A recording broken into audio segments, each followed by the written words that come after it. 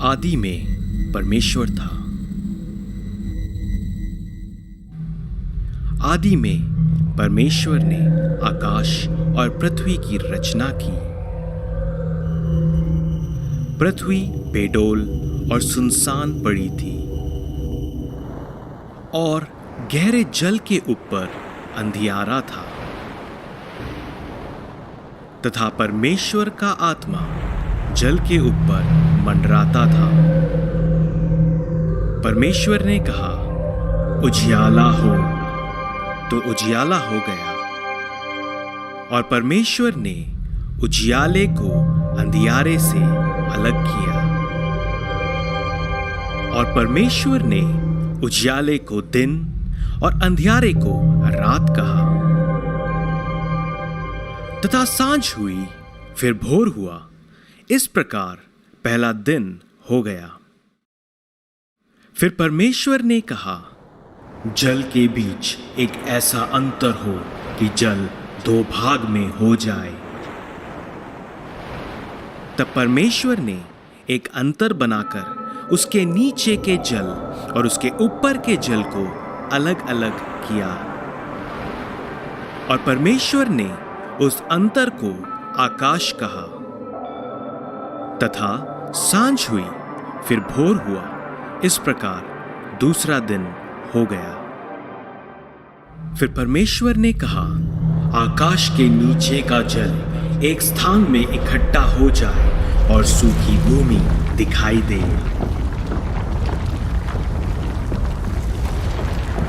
परमेश्वर ने सूखी भूमि को पृथ्वी कहा, तथा जो जल इकट्ठा हुआ उसको उसने समुद्र कहा। फिर परमेश्वर ने कहा, पृथ्वी से हरी घास तथा बीज वाले छोटे छोटे पेड़ और फलदायी वृक्ष भी, जिनके बीज उन्हीं में एक एक की जाति के अनुसार है, पृथ्वी पर उगे। और वैसा ही हो गया। तथा सांझ हुई, फिर भोर हुआ। इस प्रकार तीसरा दिन हो गया।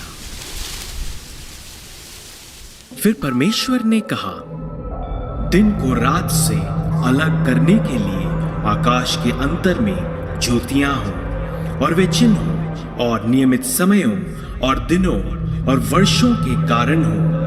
और वे ज्योतियां आकाश के अंतर में पृथ्वी पर प्रकाश देने वाली भी ठहरें।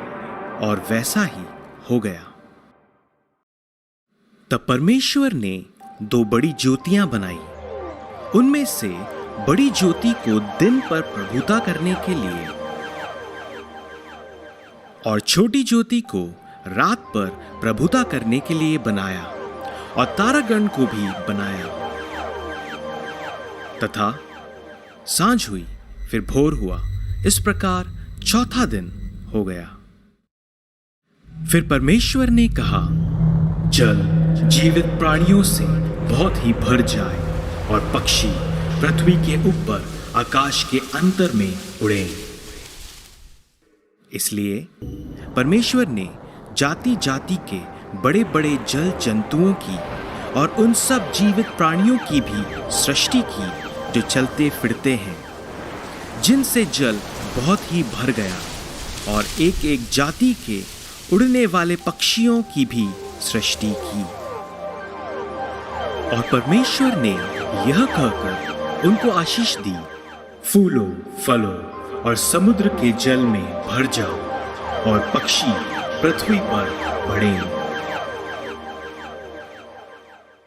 फिर परमेश्वर ने कहा, पृथ्वी से एक एक जाति के जीवित प्राणी अर्थात घरेलू पशु और रेंगने वाले जंतु और पृथ्वी के वन पशु जाति जाति के अनुसार उत्पन्न हों।